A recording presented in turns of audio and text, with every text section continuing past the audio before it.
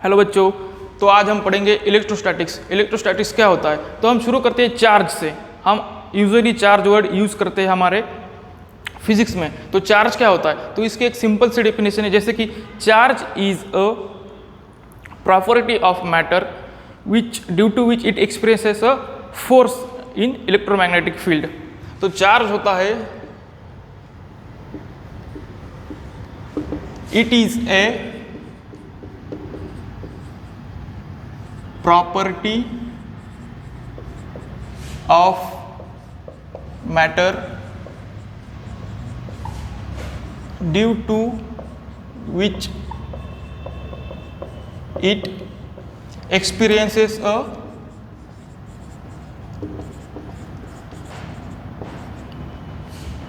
force in electromagnetic field।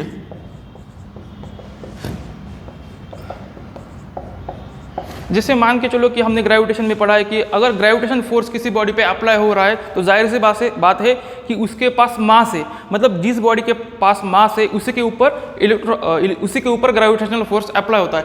वैसे ठीक electrostatics force उसी चीज़ पे अप्लाई करेगा जिसके ऊपर चार्ज होगा। अभी चार्ज दो टाइप्स के होते हैं, जैसे पॉजिटिव चार्ज और नेगेटिव चार्ज। तो types of charges,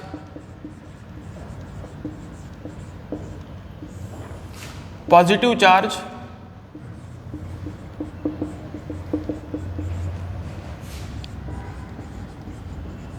and negative charge.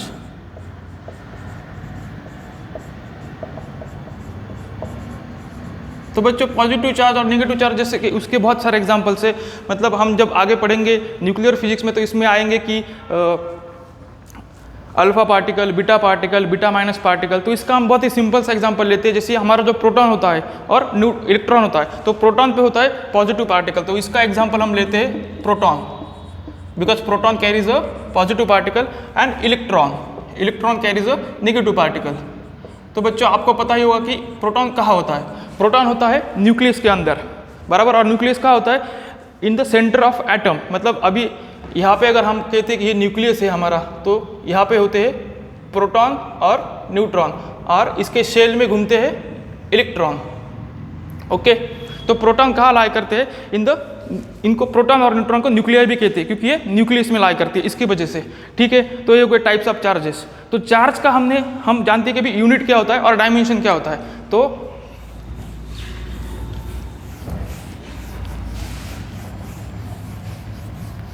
Unit of a charge,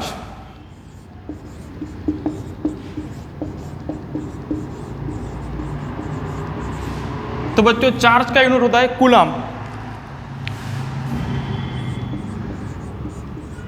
और इसका एक कन्वर्जन भी है फैराडे में, ये हम आगे यूज करने वाले हैं। तो इसको आप याद रखना कि 1 Faraday is equals to 96500 coulomb, ये इसका कन्वर्जन है। और इसका हम देखते हैं अभी डायमेंशन, क्योंकि हमने पहला ही अपना 11 में चैप्टर पढ़ा है कि डायमेंशन कैसे निकालते हैं। तो इसका फॉर्मूला करंट क्या होता है, current is the amount of charge per unit time.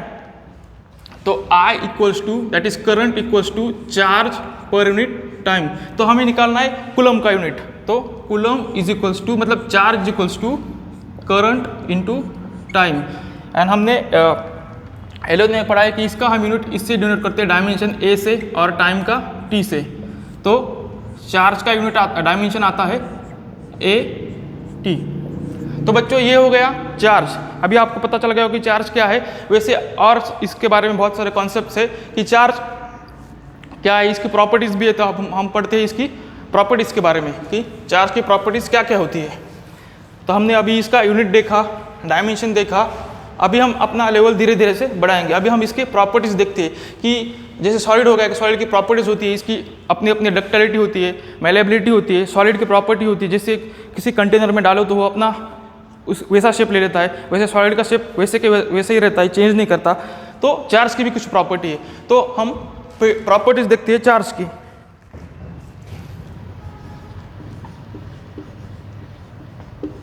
Properties of charge.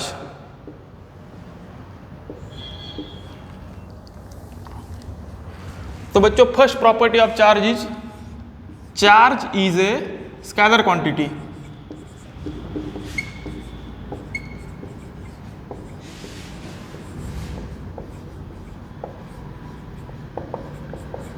तो बच्चों हमने पढ़ रखा है कि स्केलर क्या होता है, वेक्टर क्या होता है। तो वेक्टर होता है कि उसके पास अपना डायमेंशन हो और डायरेक्शन हो और मैग्नीट्यूड हो, और स्केलर के पास सिर्फ मैग्नीट्यूड होता है, डायरेक्शन होता है। लेकिन इन दोनों के बीच में एक और डिफरेंस बहुत इंपॉर्टेंट है, वो है कि vector quantities follows the vector laws of addition and scalar quantities not follows the vector laws of addition. मतलब कि इस चीज़ का यहाँ पे फिजिकल सिग्निफिकेंस अगर हम सोचे तो क्या है, मान के चलो आपको किसी बॉडी दी गई है, उस बॉडी के ऊपर आपको पूछा गया कि इस पे चार्ज क्या है, तो भाई ये क्या है, स्केलर क्वांटिटी है, तो सीधा सीधा ऐड करना है। इसमें हमें कोई देखना नहीं कि कौन से एंगल पे लाई कर रहा है, क्या है। दिया गया है कि अगर इस बॉडी पे यहाँ पे 2q है, यहाँ पे -2q है, यहाँ पे 4q है, तो इसमें हमें ये नहीं देखना कि इसके बीच में एंगल क्या है या कैसे क्या है। तो इसमें क्या है कि चार्ज स्केलर क्वांटिटी, तो सीधा इसमें अपना नॉर्मल एडिशन जैसा करते हैं हम, 2 + 2 4, 4 + 4 8, वैसे करना है। तो Q टोटल इसमें क्या आएगा, Q1 + Q2 + Q3। ओके, ये हो गई चार्ज की पहली प्रॉपर्टी। तो सेकंड प्रॉपर्टी है चार्ज की, charge is associated with mass। इसका मतलब ये होता है कि अगर किसी की बॉडी के ऊपर चार्ज है तो वो बॉडी को मास होगा ही, समझे। मतलब अगर किसी बॉडी के पास मास है तो तभी उसको चार्ज हो सकता है, ऐसा नहीं हो सकता कि किसी बॉडी के ऊपर चार्ज है और उसका मास नहीं है। तो इसका फिजिकल सिग्निफिकेंस हम ये क्यों पढ़ रहे हैं और इसका हम आगे न्यूमेरिकल्स में कैसा यूज करेंगे। तो इसका बहुत सिंपल सी रीजन है कि जैसे मान के चलो हम चार्ज शिफ्ट कर रहे, ट्रांसफर कर रहे, तो उसका मास भी हम ट्रांसफर करेंगे, चाहे वो कितना भी कम हो। इलेक्ट्रॉन का मास कम है लेकिन फिर भी मास भी ट्रांसफर होगा। तो इसकी प्रॉपर्टी, और एक प्रॉपर्टी ये है कि चार्ज इज ट्रांसफरेबल।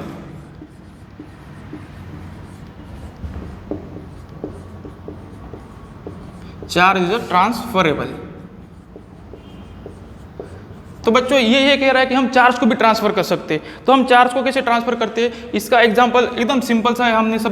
आपने केमिस्ट्री में पढ़ा होगा, 9th में भी पढ़ा होगा, 10th में भी पढ़ा होगा। जैसे हम Na और Cl का लिखते हैं, तो Na जब इनकी रिएक्शन होते हैं तो Na प्लस आयंस फॉर्म होते हैं और Cl माइनस, तो Na प्लस Q फॉर्म होते हैं, क्योंकि Na क्या करता है, इलेक्ट्रॉन लूज करता है तब जाके Na प्लस एटम फॉर्म होता है, और Cl जो है इलेक्ट्रॉन गेन करता है तब जाके Cl माइनस एटम फॉर्म होता है। तो क्या हो रहा है यहाँ पे देखो, चार्ज ट्रांसफर हो रहा है due to reaction, due to gain of electron और लॉस ऑफ इलेक्ट्रॉन। तो ये उसकी हो गई अगली वाली प्रॉपर्टी चार्ज की। तो इसके आगे चार्ज की प्रॉपर्टी है 4th number, charge is quantized. तो बच्चों क्वांटाइज ये जो वर्ड है इटसेल्फ ये कहता है कि फिक्स। क्वांटाइज इस वर्ड का मतलब ही ये है कि फिक्स।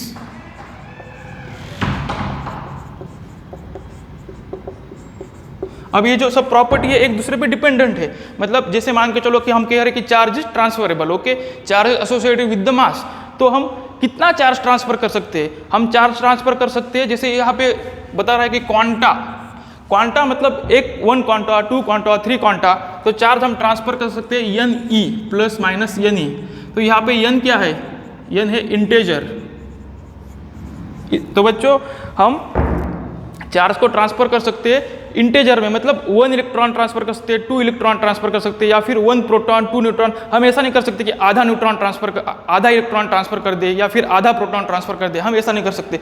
हम 1 2 3 इंटेजर में ही ट्रांसफर कर सकते हैं, that is charge is quantize. तो इसकी अगली प्रॉपर्टी है बच्चों, चार्ज इज इनवेरिएंट।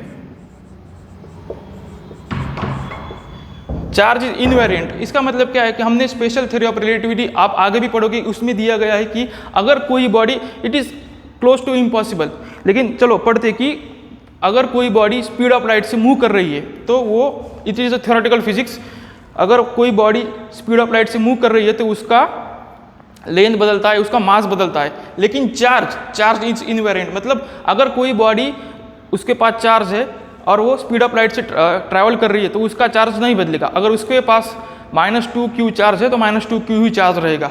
तो ये होगी इसकी प्रॉपर्टी। जैसे पहली प्रॉपर्टी क्या है, it is A scalar quantity, it is associated with the mass, charge is transferable, charge is quantize and charge is invariant.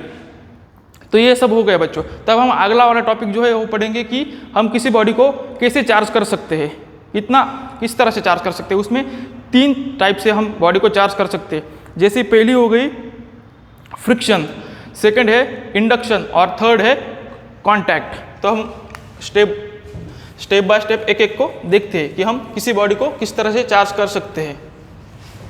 तो हम पहला देखते हैं कि friction, how can we charge a body by using friction. तो बच्चों आपको पता होगा या फिर हम देखते हैं कि फ्रिक्शन क्या होता है। अगर कोई एक बॉडी, जैसे मान के चलो ये एक बॉडी है, बॉडी ए, और ये है अपना जो डस्टर है, ये है बॉडी बी। अगर ये दोनों बॉडी एक दूसरे पे अगर हम ऐसा घिसते हैं तो ये फ्रिक्शन होता है। Due to friction there will be a heat and electrons will be transfer. जैसे अभी फर्स्ट है friction,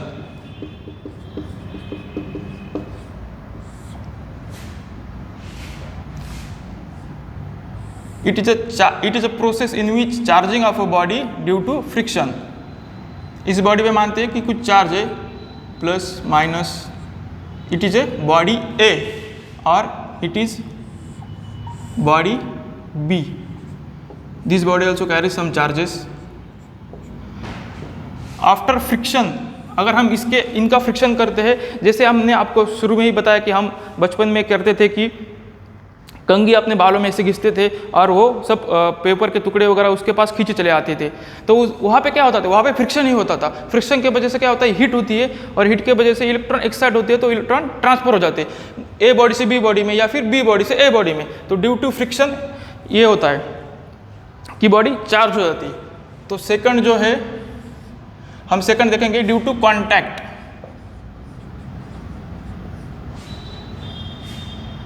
It is a process of charging bodies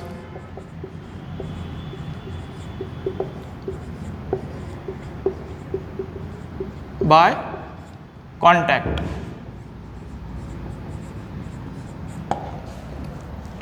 तो मान के चलो बच्चे कि हम 2 बॉडीज आइडेंटिकल स्फीयर्स मानते हैं।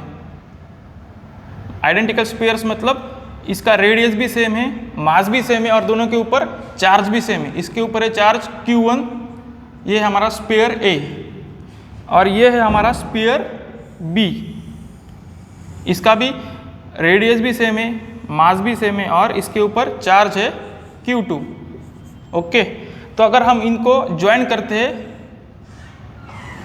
कांटेक्ट में लाते हैं, इनिशियली इसके ऊपर चार्ज था, इनिशियल बिफोर कांटेक्ट इसके ऊपर चार्ज था Q1 और इसके ऊपर चार्ज था Q2। After contact Q total is Q1 plus Q2।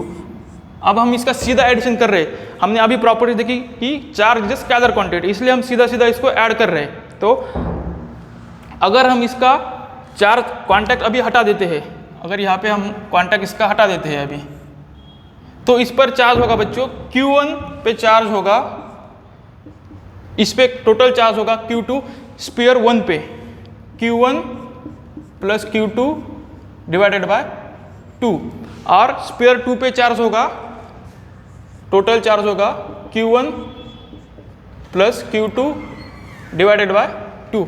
ये चार्ज इतना इस पर होगा। ये हो गई second process contact. Due to contact how we charge the body. अब थर्ड प्रोसेस हम देखते हैं कि इंडक्शन, लेकिन उसके लिए हमें 1-2 कॉन्सेप्ट देखने पड़ेंगे, जैसे कि पोलराइजेशन और अर्थिंग।